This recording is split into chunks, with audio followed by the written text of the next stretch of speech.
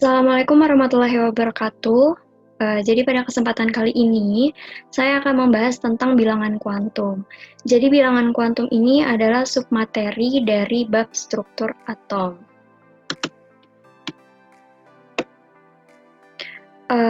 Jadi sebelum kita membahas tentang bilangan kuantum, saya sedikit ingin mereview dan juga menyinggung tentang konfigurasi elektron. Jadi, gambar yang di sebelah kanan ini merupakan gambar dari tabel periodik unsur.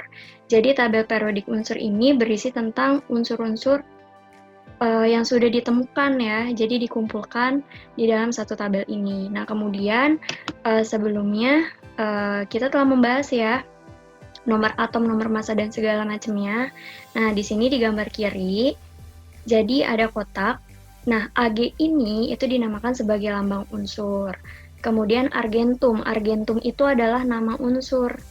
Kemudian untuk 47 ini merupakan nomor atom, di mana nomor atom itu juga merupakan jumlah dari proton. Kemudian untuk 108 ini merupakan nomor massa. Nah, nomor massa ini merupakan jumlah dari proton ditambahkan jumlah neutron. Jadi ketika ditanya berapa jumlah neutron dari Ag, maka jawabannya adalah nomor massa dikurang dengan nomor atom. Seperti itu. Nah, sekarang kita masuk bagaimana cara membuat konfigurasi elektron. Nah, di sini itu ada 17 Cl ya, atau lebih spesifiknya itu seharusnya 17-nya ini lebih kecil gitu. Nah, 17 ini itu adalah nomor atom dari Cl atau klor. Nah, konfigurasinya ini adalah 287. Kok bisa ya kayak gitu? Kenapa kok 287 gitu? Jadi seperti teori model atom Bohr ya yang sudah kita pelajari. Jadi di teori model atom Bohr itu kan ada lintasan, ya nggak? Lintasan yaitu kulit atom gitu. Nah, di kulit pertama itu atau yang disebut dengan kulit K, itu maksimal hanya bisa terisi 2 elektron.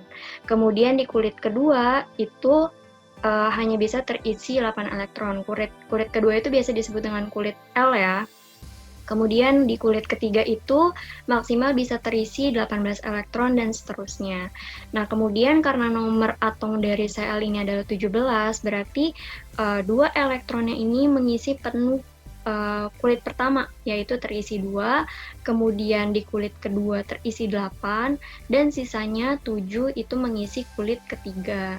Jadi konfigurasinya 2, 8, 7. Nah, selanjutnya itu kita akan membuat konfigurasi lagi dengan menggunakan diagram tingkat energi ya. Jadi di sini bagaimana cara membacanya? Jadi di sini ada 1, 2, 3, 4. Jadi 1, 2, 3, 4 dan seterusnya itu adalah menggambarkan kulit. Jadi kulit pertama, kulit kedua, kulit ketiga gitu. Nah, di kulit pertama ini memiliki subkulit. Subkulit apa? Subkulit S. Di mana subkulit S ini maksimal hanya boleh mengisi 2 elektron. Kemudian di kulit kedua itu ada subkulit S dan ada subkulit P. Nah, kalau subkulit S itu maksimal 2, subkulit P itu maksimal 6, subkulit D itu maksimal 10, subkulit F itu maksimal 14. Jadi kalau misalkan kulit ketiga berarti ada subkulit S, P, dan D, dan juga seterusnya.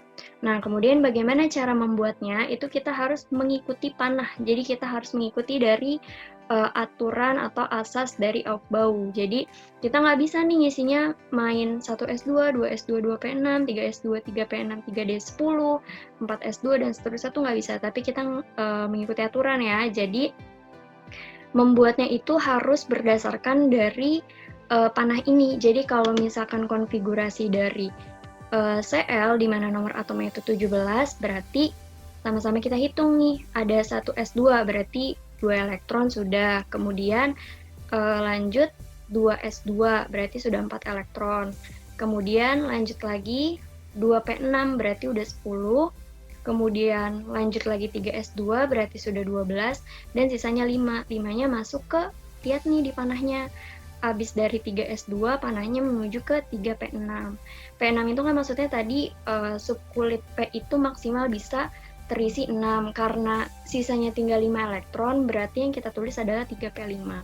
Jadi konfigurasi elektron dari Cl itu adalah 1s2, 2s2, 2p6, 3s2, dan 3p5. Seperti itu. Udah ya. Kemudian kita lanjut. Di sini tadi sama aja urut 1 2 3 gitu kan.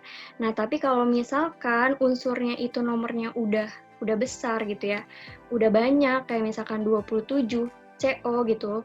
Ini bisa kita lihat 1 2 3 4 dulu, 4s2 dulu baru 3d7.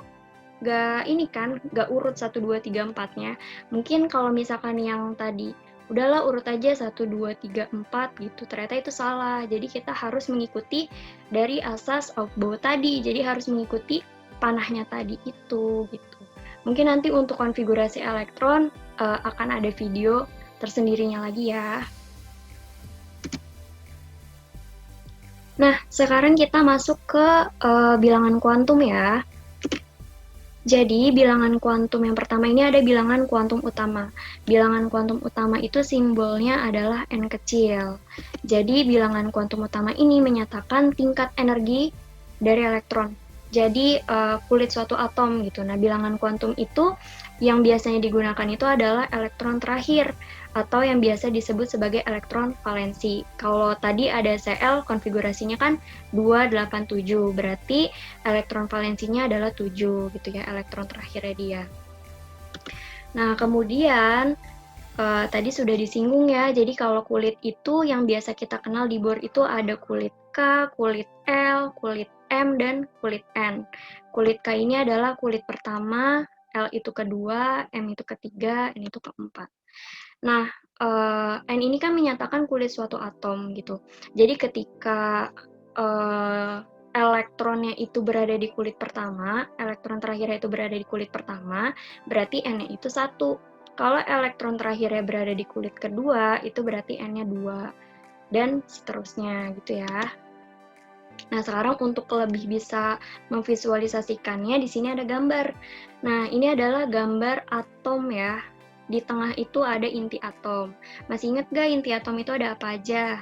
Inti atom itu ada proton dan ada neutron. Kemudian ada lintasan. Nah, lintasan ini adalah tempatnya elektron ya.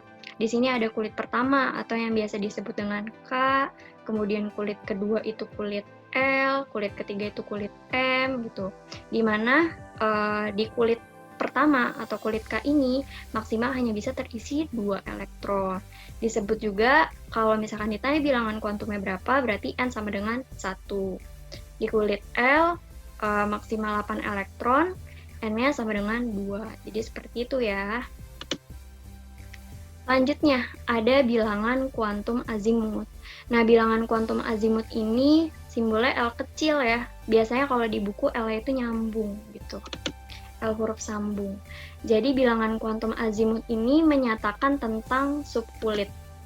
Tadi ingat ya, jadi kalau misalkan kulit itu ada kulit pertama, ada kulit kedua, ada kulit ketiga. Nah, kalau subkulit itu contohnya ini ada subkulit S, ada subkulit P, ada subkulit D, ada subkulit F, kayak gitu. Nah, jadi L ini nilainya bisa 0, 1, 2, dan seterusnya. Nah, nilainya itu adalah N-1. Jadi contohnya kalau tadi N-nya 1, berarti L-nya itu 1 dikurang 1, sama dengan 0, berarti L-nya 0. Kalau N-nya 2, berarti L-nya bisa 0, bisa 1. Kemudian kalau N-nya 3, L-nya bisa 0, 1, 2. Begitu juga dengan 4 ya. Nah, kemudian bisa secara sederhanakan, jadi kalau misalkan elektron terakhirnya itu berada di subkulit S, berarti L-nya itu 0. Kalau elektron terakhirnya di subkulit P, berarti itu 1, L-nya 1. Kalau elektronnya berada di subkulit D, berarti L-nya 2. Kalau elektron terakhirnya berada di subkulit F, berarti L-nya sama dengan 3. Itu ya. Pakai contoh yang lain nih ya. Ini ada 11Na. 11Na itu berarti kan konfigurasinya bisa 281. Kalau dijumlah udah 11, atau 1s2, 2s2, 2p6, 3s1. Nah, bagaimana nilai N dan L-nya? N-nya kita lihat 11Na ini 1, 2, 3 kulit, berarti elektron terakhirnya ini ada di kulit ketiga gitu. Nah, kalau misalkan dari konfigurasi ini bisa dilihat langsung kelihatan 3, yang terakhir 3, oh berarti N-nya sama dengan 3. Kemudian L-nya berapa? Di sini di elektron terakhirnya ini kan 1.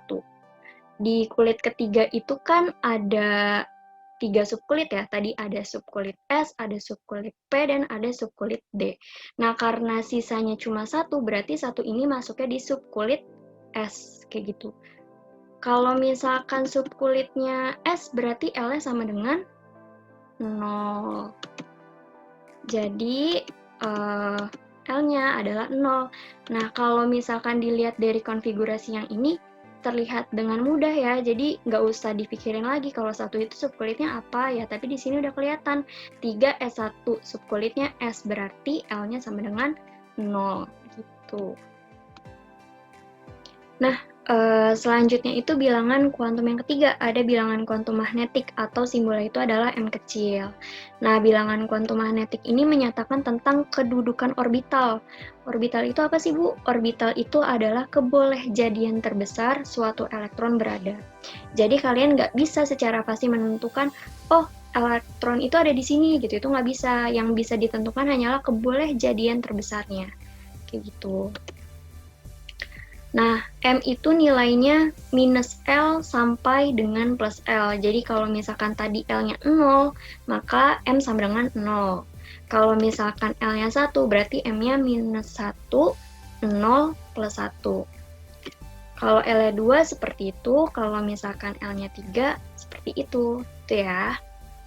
Tinggal dibaca aja. Nah, sekarang bagaimana nilai N, L, dan M dari 11Na? Tadi kan N dan L itu sudah diketahui. Nah, berarti M-nya berapa? Kalau L-nya 0, berarti M-nya sama dengan 0, gitu. Nah, kemudian gimana, Bu, kalau misalkan ternyata L-nya 1 atau 2, gitu, menentukannya M-nya itu gimana, gitu. Nah, selanjutnya kita bahas nih. Jadi, ketika L sama dengan 0, itu kan M-nya sama dengan 0. Nah, berarti ada satu orbital. Orbital itu dilambangkan dengan kotak seperti ini ya. Ini hanya kesepakatan aja. Kemudian, kalau misalkan L1, berarti ada 3 orbital. Ada -1, 0, dan +1. Kemudian, kalau L-nya 2, berarti ada 5 orbital. Kalau misalkan L-nya 3, berarti ada 7 orbital. Nah, kemudian bagaimana kita menentukan dia -1, 0, atau +1, itu akan dibahas, dilengkapi, kita bisa tahu dengan adanya bilangan kuantum selanjutnya nih, yaitu bilangan kuantum spin. Jadi bilangan kuantum spin ini simbolnya adalah S kecil, menyatakan tentang arah elektron. Jadi, satu orbital itu hanya dapat diisi 2 elektron. 2 elektron aja ya. Nah, sekarang kita bahas nih berdasarkan logikanya dulu. Nah, seharusnya tolak-menolak. Kenapa? Karena elektron itu kan negatif, ya nggak? Sedangkan yang kita tahu kalau negatif ketemu dengan negatif akan tolak-menolak gitu. Seharusnya tolak-menolak, ya nggak? Tapi elektron untuk mengimbangi tolakan tersebut ada suatu gaya magnet, yaitu elektronnya ini harus berotasi,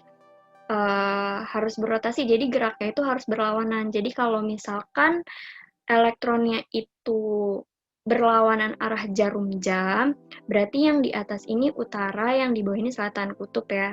Nah, ketika elektronnya itu searah jarum jam, maka yang di atas itu S, yang di bawah itu U, jadi tidak akan terjadi tolak-menolak, kayak gitu. Nah, sekarang di sini ada kesepakatan juga nih, jadi kalau misalkan elektronnya berlawanan searah jarum jam, itu dilambangkan dengan plus setengah. Kalau misalkan searah, itu berarti minus setengah. Jadi pengisian orbitalnya itu seperti ini, ada panah atas itu plus setengah, kalau panah bawah itu adalah min setengah. Nah, sekarang Ibu mau ngasih unjuk nih bagaimana penulisan dari